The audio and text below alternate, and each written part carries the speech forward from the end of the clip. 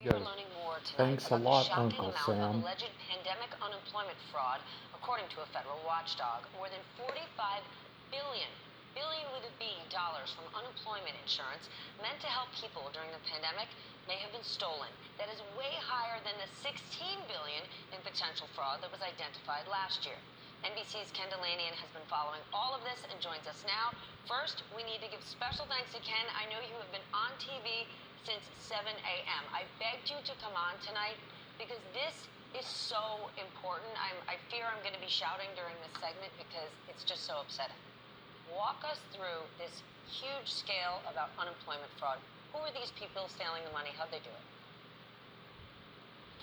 So the worst news about this, Stephanie, is that this $46 billion estimate that came out today from the Labor Department IG is probably a vast undercount. When we looked at this about a year ago, and we were talking to private companies like ID.me and LexisNexis that have contracts with the states, which really actually run the unemployment programs, the highest estimate we heard was $400 billion. Now some people criticize that as too high, but maybe let's say it's 200 billion. It's an enormous sum of money for comparison, so people understand. The annual budget of the Department of Education of the United States government is $68 billion. So this is just an incredible sum of money. And what we found was that about half of the unemployment fraud was carried out by foreign criminal groups. They just preyed on this program because they realized nobody was checking. All you needed was a fake identity of an American, a social security number, driver's license, which is easily obtainable on the dark web. And Nigerian criminal gangs, Chinese hackers, Russian fraudsters, they just started bombarding these antiquated state computer systems with applications. So they've identified that they did this. Are they all going to get away with it? We're not going to get any of this money back? Nobody's going to pay the price?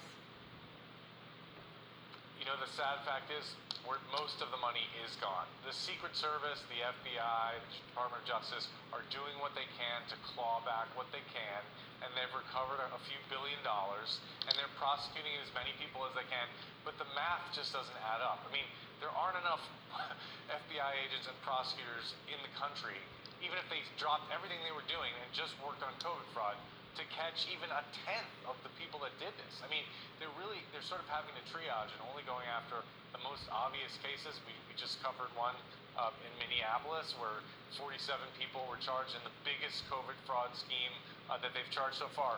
$250 million stolen in this one city in Minneapolis.